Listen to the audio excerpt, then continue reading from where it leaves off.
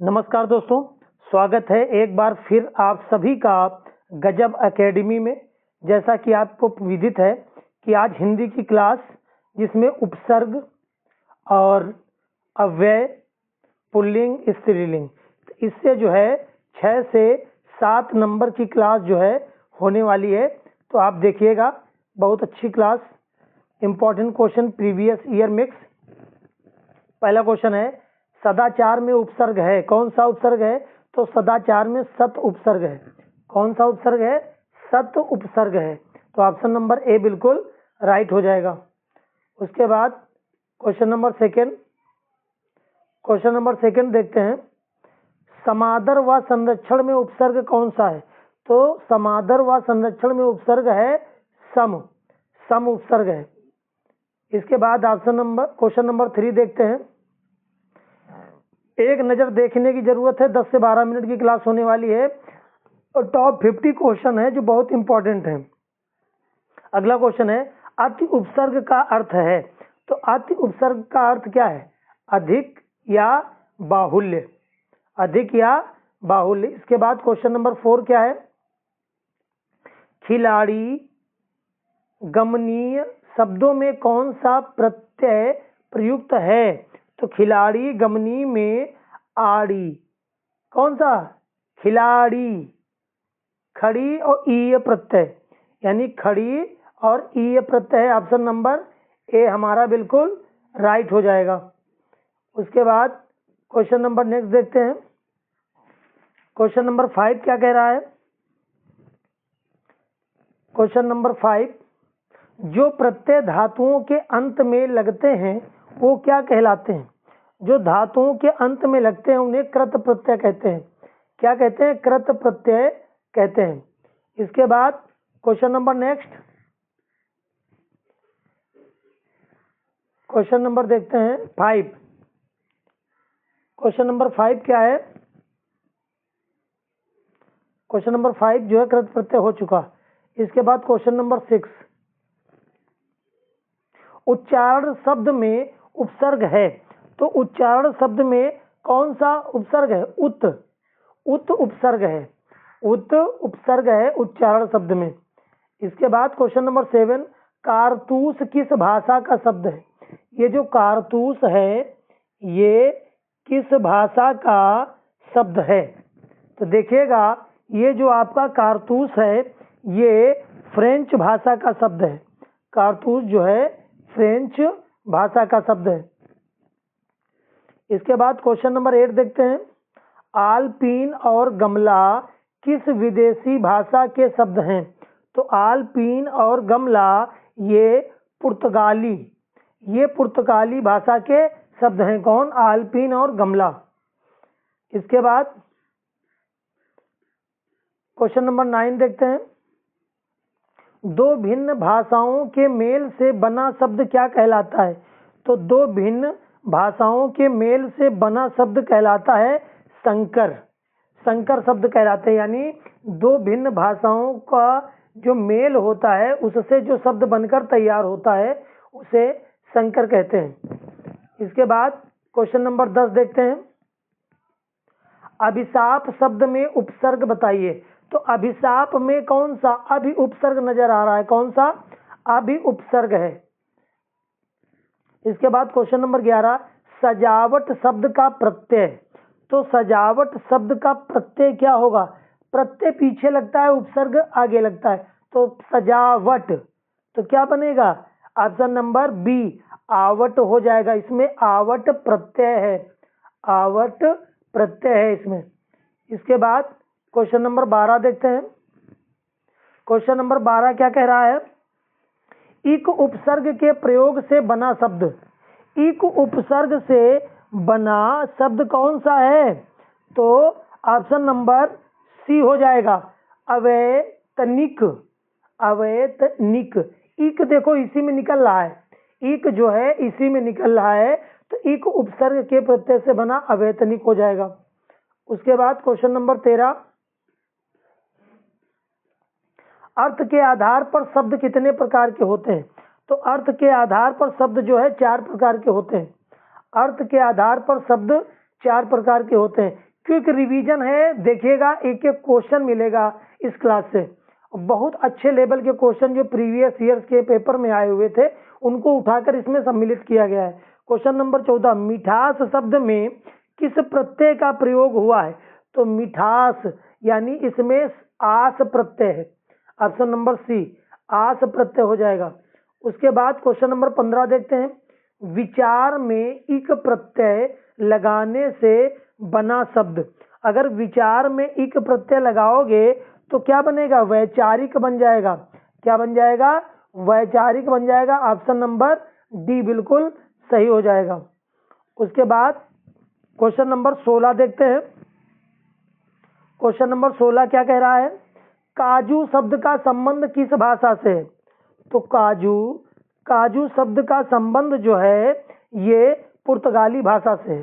काजू शब्द जो है ये पुर्तगाली भाषा से लिया गया हुआ शब्द है। ध्यान रखने वाली बात है ये। क्वेश्चन नंबर 17, कहावत शब्द का अर्थ। 17 नंबर, कहावत शब्द का प्रयुक्त प्रत्यय पूछना है। कहावत शब्द का प्रयुक्त प्रत्यय, अर्थ नहीं। ये यहाँ पर थोड़ा मिस्टेक लिखा हुआ है, ये यहाँ पर थोड़ा मिस्टेक है। कहावत शब्द का अर्थ नहीं, यहाँ पर प्रत्यय पूछा है। कहावत शब्द का प्रत्यय क्या होगा? कहावत शब्द का प्रत्यय, तो कहावत का प्रत्यय क्या होगा? आवत होगा। क्या होगा? आवत। ऑप्शन नंबर डी क्या हो जाएगा? बिल्कुल राइट हो जाएगा। क्या हो जाएगा? आवत हो जाएगा। उसके बाद क्वेश्चन नंबर 18 की ओर बढ़ते हैं। सुमित्रा में प्रत्यय होगा। सुमित्रा में कौन सा प्रत्यय है? तो सुमित्रा आप प्रत्यय निकल रहा भैया, आप प्रत्यय है सुमित्रा में। उसके बाद क्वेश्चन नंबर नेक्स्ट 19, ईश्वर तुम्हें दीर्घायु दे। ईश्वर तुम्हें दीर्घायु दे अर्थ के आधार पर वाक्य का भेद बताएं। इसका सही जवाब क्या हो जाएगा? इसका सही जवाब हो जाएगा इच्छावाचक वाक्य। सही जवाब हो जाएगा इच्छावाचक वाक्य हो जाएगा। उसके बाद क्वेश्चन नंबर 20। क्वेश्चन नंबर 20 देखते हैं क्या है। जिन शब्दों की उत्पत्ति, क्वेश्चन नंबर 20 है कि जिन शब्दों की उत्पत्ति का पता, जिन शब्दों की उत्पत्ति का नहीं चलता उन्हें कहा जाता है, क्या कहा जाता है? उन्हें कहा जाता है देशज। क्या कहा जाता है? देशज। ऑप्शन नंबर सी बिल्कुल राइट हो जाएगा। उन्हें क्या कहा जाता है? उन्हें देशज कहा जाता है। इसके बाद बढ़ेंगे आगे। Question number 21। क्वेश्चन नंबर 21 क्या कह रहा है? निम्नलिखित में से कौन सा शब्द पुल्लिंग है? निम्नलिखित में से कौन सा शब्द पुल्लिंग है? तो देखिएगा पुल्लिंग जो है ऑप्शन नंबर बी। नीचे क्या लिखा है? ज्यादा नीचे चला गया, लहर। चलिए देखिए कौन सा शब्द पुल्लिंग है। ऑप्शन जो डी है वो लहर है। कौन सा शब्द पुल्लिंग है ये हमसे पूछ रहा है। तो देखिए आपकी आय कितनी है, वाक्य में प्रयोग करके देख लीजिए। आपकी आय कितनी है, ये तो स्त्रीलिंग है। नहर चल रही है, ये भी स्त्रीलिंग है। लहर बहुत तेज उठ रही है। आपकी आय, आपका व्यय कितना है, आपने खर्चा कितना किया। ये नहीं कहा जाता कितनी खर्चा किया, कितना खर्चा किया। तो ऑप्शन नंबर बी सही हो जाएगा। ये व्यय जो है ये आपका पुल्लिंग के अंतर्गत आएगा। उसके बाद क्वेश्चन नंबर 22, कवि का स्त्रीलिंग क्या होगा? कवि का स्त्रीलिंग पता होगा, कव इत्री होता है। कव इत्री होता है। ऑप्शन नंबर सी बिल्कुल राइट हो जाएगा। उसके बाद 23, निम्नलिखित में पुल्लिंग शब्द है। 23 नंबर, पुल्लिंग शब्द कौन सा है? पुल्लिंग देखो, सरसों बहुत हुई, ये तो स्त्री है। मकई अच्छी लगती है। सारस उड़ रहा है, ये नहीं कि उड़ रही है, मूंग की दाल अच्छी लगती है, वाक्य में प्रयोग कर लीजिए। तो ये सारस उड़ रहा है, तो ये क्या हो जाएगा, ये पुल्लिंग हो जाएगा। तो ऑप्शन नंबर सी हमारा बिल्कुल राइट हो जाएगा। उसके बाद क्वेश्चन नंबर 24 देखते हैं। वाक्य में जब आप प्रयोग कर लेंगे तो अच्छे से आप हल कर पाएंगे। निम्नलिखित शब्दों में कौन स्त्रीलिंग नहीं है, यानी कौन स्त्रीलिंग नहीं है, यानी वो पुल्लिंग होगा 24 का। तो 24 देखिए, रोटी बनी, पूड़ी, ठीक है, स्त्रीलिंग नहीं है। पानी बह रहा है, नदी बह रही है, तो पानी बह रहा है, पानी बह नहीं रही है, तो यही जो है स्त्रीलिंग नहीं है, ये पुल्लिंग है, ऑप्शन नंबर सी। उसके बाद क्वेश्चन नंबर 25, ऋषि का स्त्रीलिंग क्या होगा? 25 ऋषि का स्त्रीलिंग हो जाएगा ऋषि। ये ध्यान रखना, वेरी वेरी इंपॉर्टेंट क्वेश्चन है, वेरी वेरी इंपॉर्टेंट क्वेश्चन है, ध्यान रखना है इसमें। 25 नंबर, हिंदी भाषा में वचन कितने प्रकार के होते हैं? हिंदी भाषा में वचन, 26 नंबर क्वेश्चन है, हिंदी भाषा में वचन 2 प्रकार के होते हैं, एक वचन और द्विवचन। उसके बाद 27 नंबर, लिंग की दृष्टि से दही क्या है? दही क्या है, पुल्लिंग है कि स्त्रीलिंग है? तो दही जो है आपको बताना है कि क्या होगा, दही खाई या दही खाया? दही खाया, कहते हैं दही रखा है, ये नहीं कहते दही रखी है। तो दही जो है आपका पुल्लिंग में जाएगा। उसके बाद क्वेश्चन नंबर 28, निम्नलिखित में से कौन सा स्त्रीलिंग है? 28 नंबर, कौन सा स्त्रीलिंग है? तो देखना है, उत्साह, बहुत उत्साह भरा है, तो पुल्लिंग नजर आया। चक्रव्यूह, रचा गया।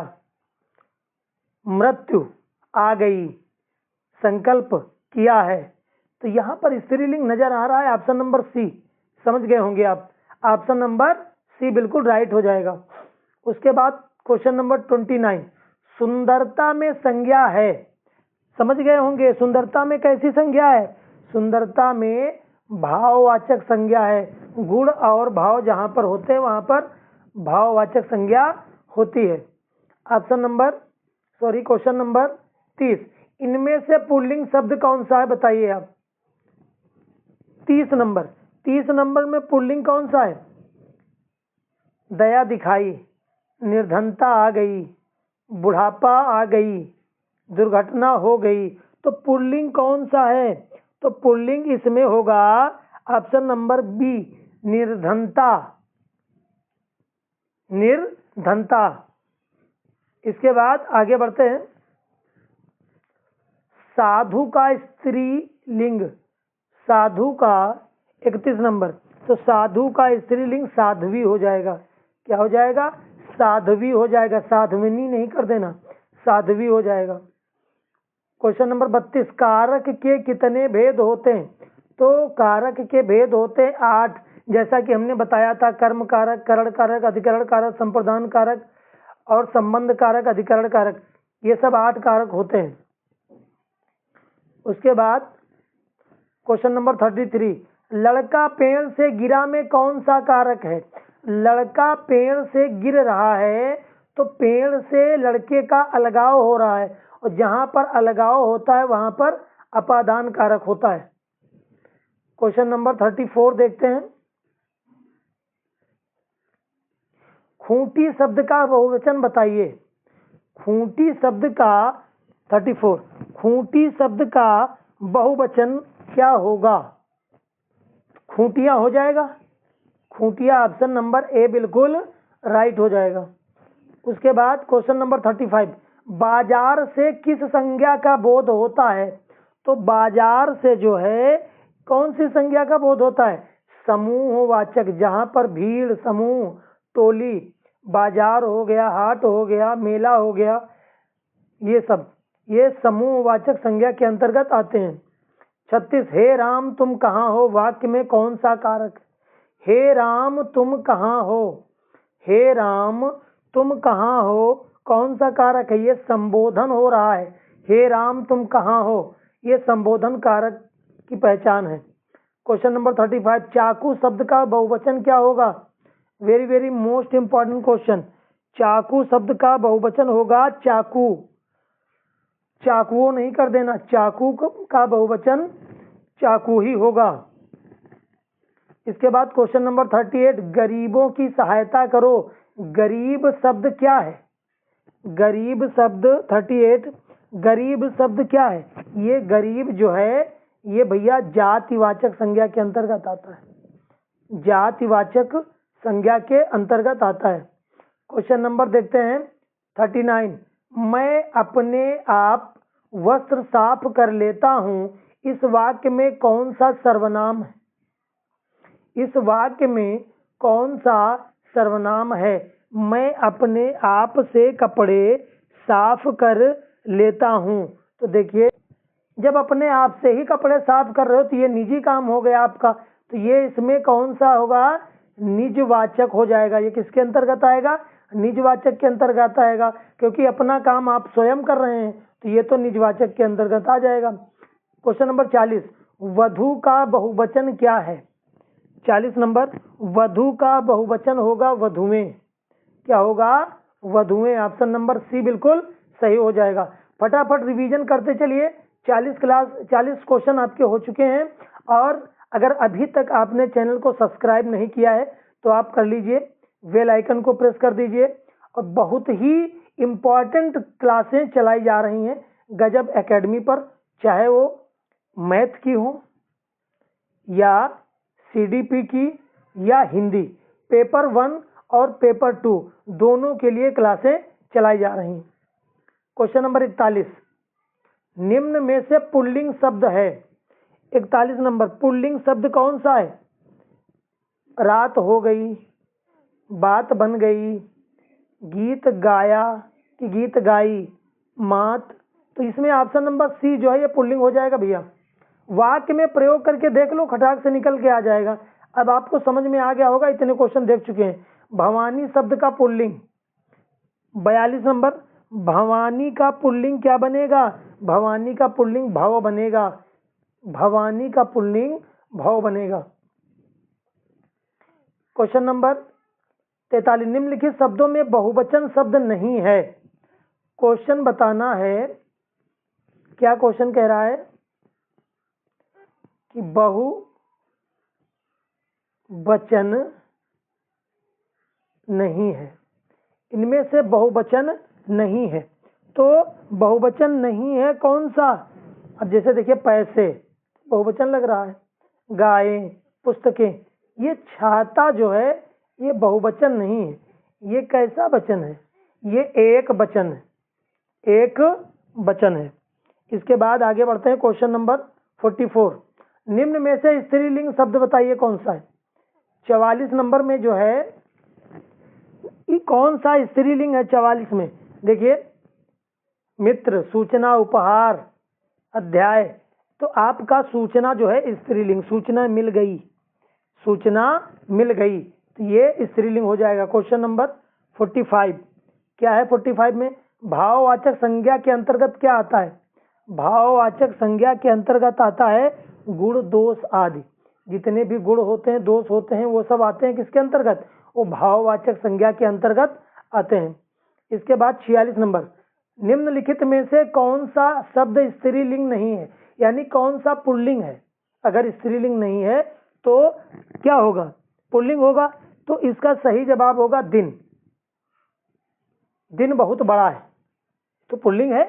सांझ हो गई, दोपहर हो गई, सुबह हो गई, तो सब स्त्रीलिंग है। तो ऑप्शन नंबर डी जो है ये क्या हो जाएगा? ये पुल्लिंग हो जाएगा। क्या हो जाएगा? पुल्लिंग हो जाएगा। क्वेश्चन नंबर 47, कौन सा शब्द अरबी नहीं है? 47 में देखेंगे कि कौन सा शब्द अरबी नहीं है। ये जो कमीना है ना, ये अरबी नहीं है। बाकी इजलास, किस्मत, कातिल, ये सब अरबी भाषा से आए हुए हैं। कमीना जो है ये अरबी भाषा का नहीं है।